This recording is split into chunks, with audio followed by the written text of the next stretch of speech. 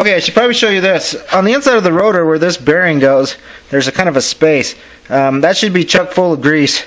I've cleaned it out because it's old grease.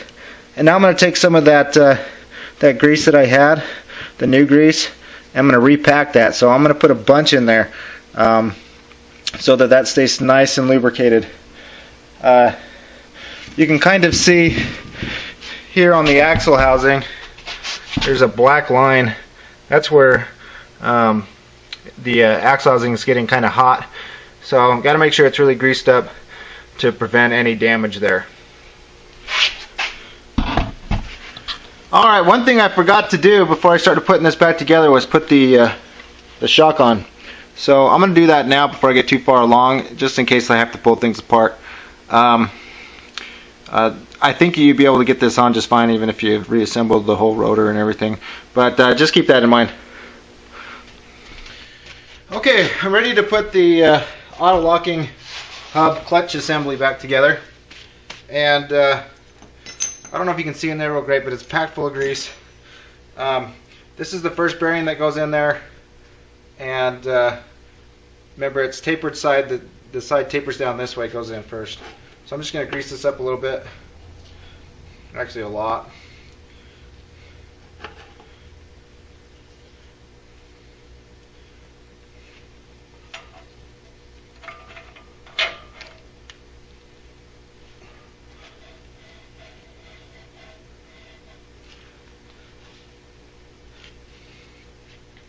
Now we've got that bolt that we took off. Just make sure it doesn't have a lot of dirt and stuff on it. And the side that goes to the outside is the side with the little lines on it, or where you can see that it's been countersunk.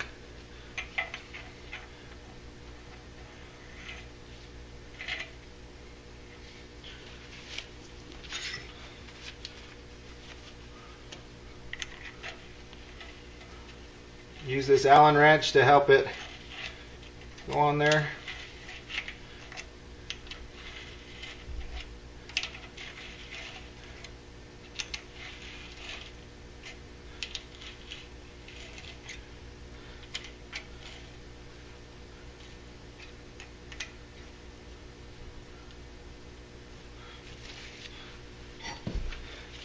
I'm just going to use a hammer to tap it down so it's snug.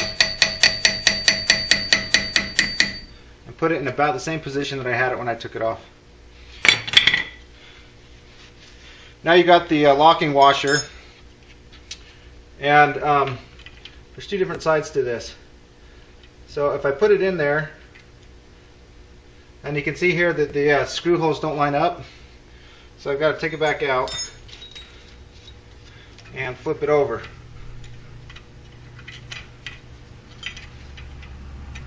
Now, it still doesn't line up, but it's closer. So I'm going to tap this down just a little bit more so that these holes can line up.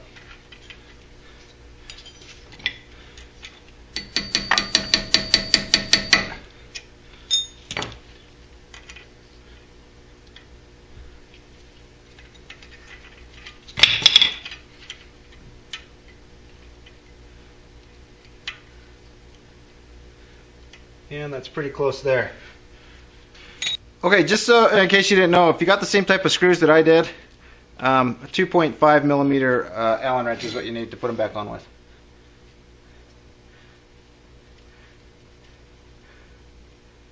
Okay, now that I've got my lock washer on here, you know, it's screwed on now. I've got to put this auto locking hub clutch assembly back on. You'll note that there's two like keys on there. That slips on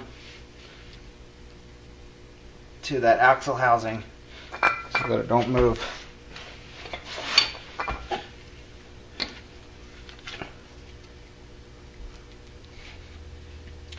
And then make sure you grease this up good. And these two cutouts go where these little flanges are here, or these little key things here.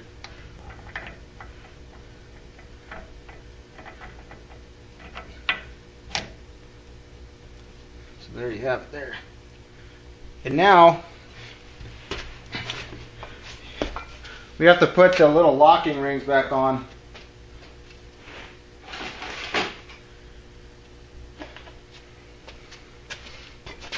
There's a kind of a washer here that goes on first, and then this locking ring goes on top of that, and it hooks to the axle.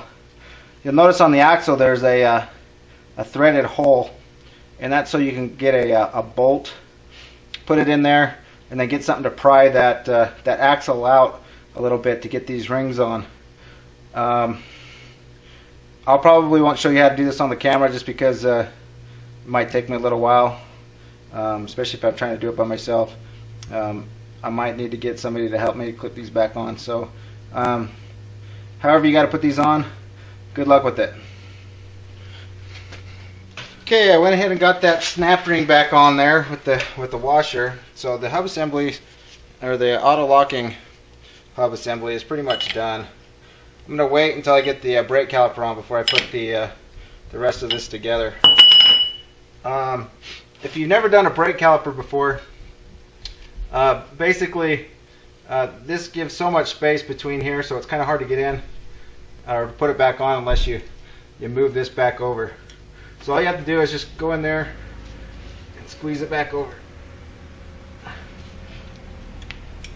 It might take a little coercion, might take a little time, just because you're squeezing brake fluid out. Okay, that should give me plenty there. Go ahead and take my wire off.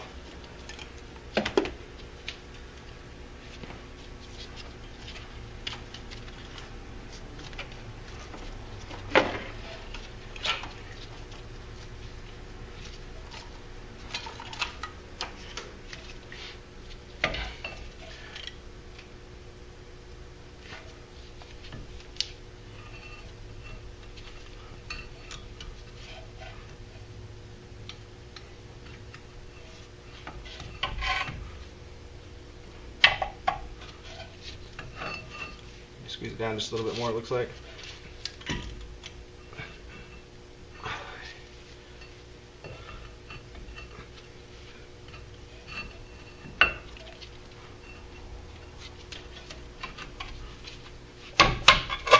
There you go. Now I just got to put the 2 bolts on the other side of it.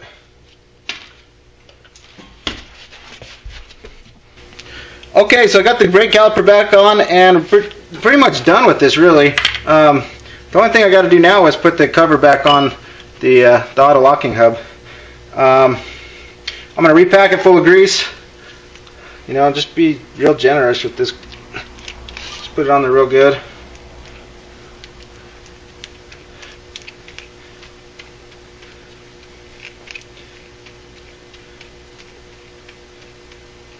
Pack the inside here.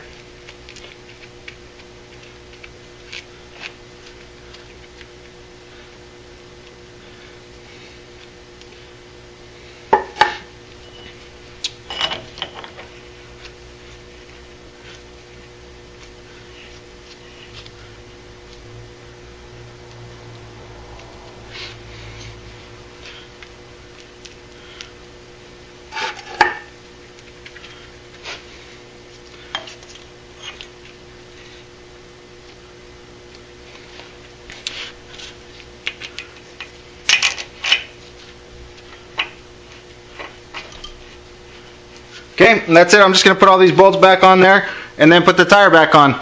And the last thing we got to do is top off the differential oil. Okay, in order to finish up this repair, I got to top off the differential oil. Now mine differential is just standard. If you have a limited slip or the positive traction, then you're going to need the additive in there. So for me, I just need this GL5 75 weight 90 gear oil. And you can see here I've got this rubber tubing. Basically, I'm just going to put that on top of there so I can squeeze the bottle, and it'll go up into the filling hole in the differential. So all I got to do now is see if we can light adjust it. Good. Now all you got to do is take this nut off. I'll fill it up until the oil starts dripping out the front. Then I know it's full. So that's all you've got to do. And then you put the nut back on, and you're good to go. Okay, I guess I might as well show you this. Basically, I've got the rubber hose hooked to the top of the bottle, and then I'm just going to squeeze the bottle, and I'll squeeze some differential oil up into there.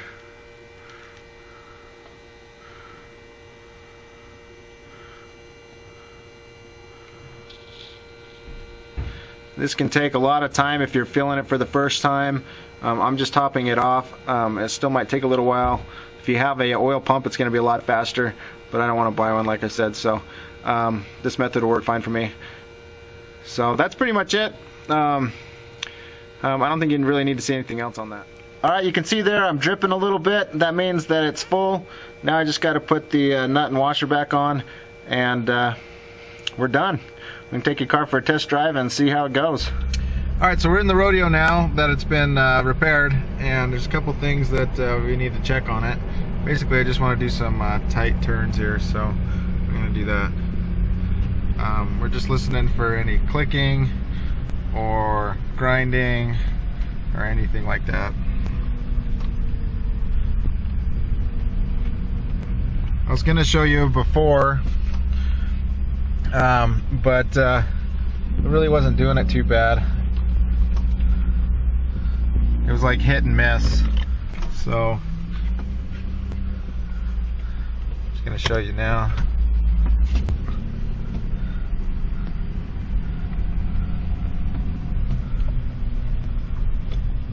So that's pretty much it. You know, I'm doing really tight turns here, and there's no clicking, no grinding, no popping, and so we're good to go. I'm gonna drive it around a little bit just to see how else it does. Probably a good idea to drive it around on some pretty slow roads before you get out on like the freeway and stuff. So anyway, hope you guys like the repair, and good luck with everything.